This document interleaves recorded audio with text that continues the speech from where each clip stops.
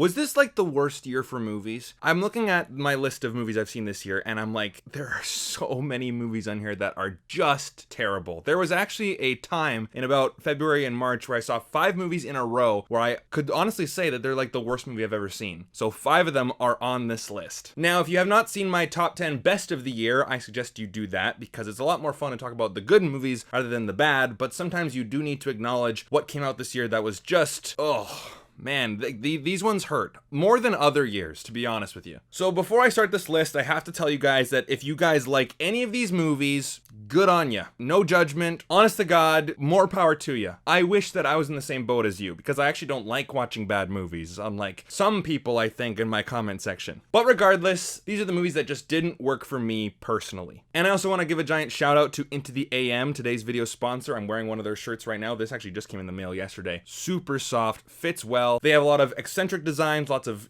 simple designs like this one. Hoodies, t-shirts, shorts, underwear, socks, anything, and a 10% off code is down below. Now let's get started, and people are gonna turn off this video right now.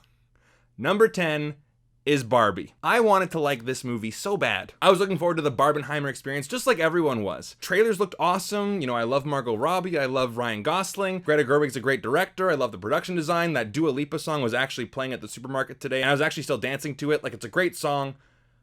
But my God, this movie was messy. The narrative was messy. I was thinking, okay, this movie's gonna be like Truman Show. Oh, wait a minute, it's going to be like a hostage takeover because all the Kens have taken over Barbie world. It was a mess of a movie, and yes, it got needlessly bogged down in messages and politics and all that stuff. And before you guys call me a white supremacist, whatever, I get called every single name on the internet from both sides saying different things, and I dare say that this movie is offensive. I mean, comparing being a woman in the Western world to the smallpox that the Native Americans had to endure? Yeah, no. Number 9, we have The Marvels. This was such an odd experience for me because when I saw this movie, I was the only one in the theater who was not having a good time. I looked around everywhere and I saw it with my 2 friends who are big Marvel fans, but they're clapping and they're cheering, they're laughing at all the jokes. The whole theater had an amazing time, and I'm sitting there going, what am I missing here? This is the most boring movie ever. The biggest nothing burger in terms of a big superhero movie like this. Is it Kamala Khan? I honestly forget.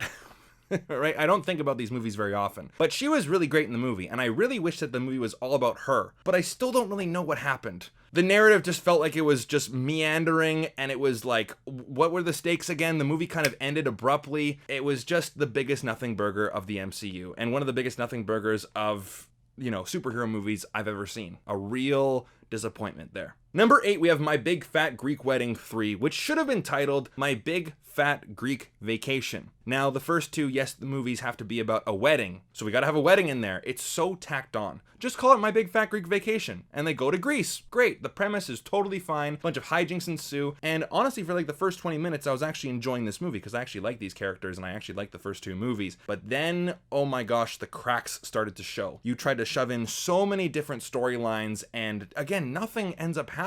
And the filmmaking was just abysmal. When you have the ADR not matching with the actors' mouths, editing problems and sound problems, and it's an incomplete movie. It was a mess, and I saw it with my grandmother who's 82 years old, and even she was like, this is like the worst movie I've ever seen.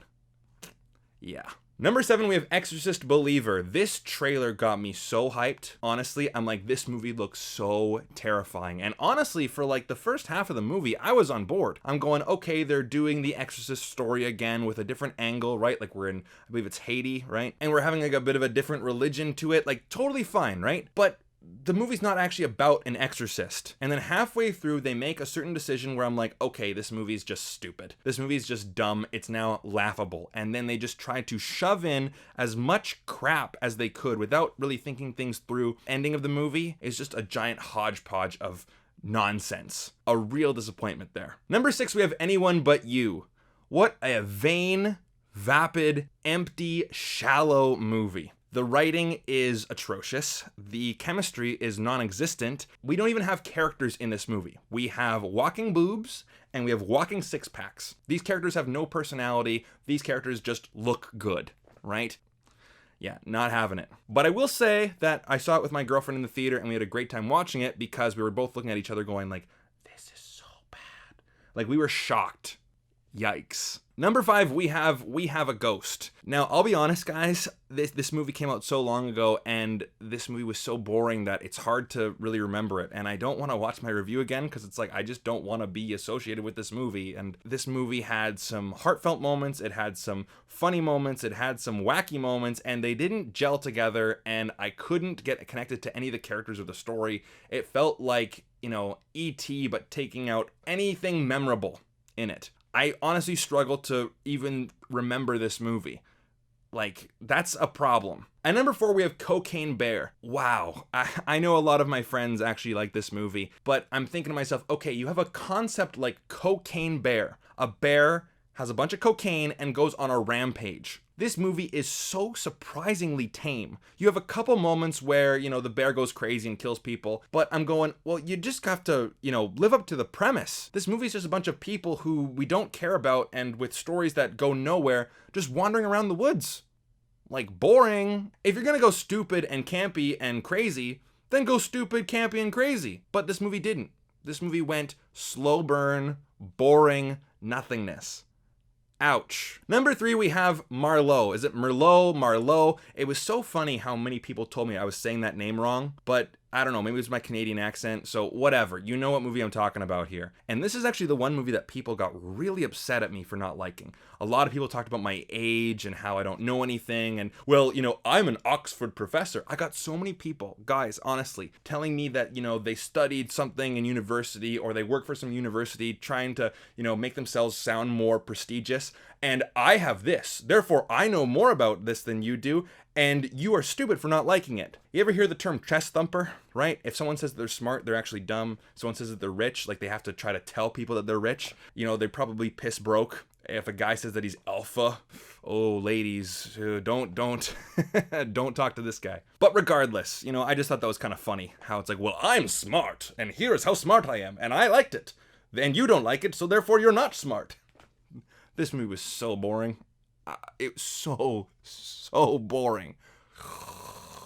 Number 2, we have The Friendship Game. Now, I feel a little bit bad making fun of this one because this one feels like an extremely low budget, movie, maybe the highest budget film school project ever, right? And it has all those tropes that you see in a film school project. It's like, let's have some neon colors because we're going to be cool and edgy. And I mean, yeah, so I can't necessarily fault the movie on that, like the movie probably didn't have the best cameras available and didn't have the best film crew available. And so that part's really showing through.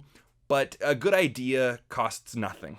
And this movie made no sense logically. So I can, forgive like bad CGI. I can forgive like a camera angle not being quite right or whatever. Like, yeah, the filmmaking craft is a tough craft to master, you know what I mean? But the logic of it in terms of a screenplay, yeah, that's when you know that the movie will fall apart. And number 1, and people have always asked me what's your worst movie of all time, and I've always said The Counselor, the 2013 Ridley Scott film, because I found that film so...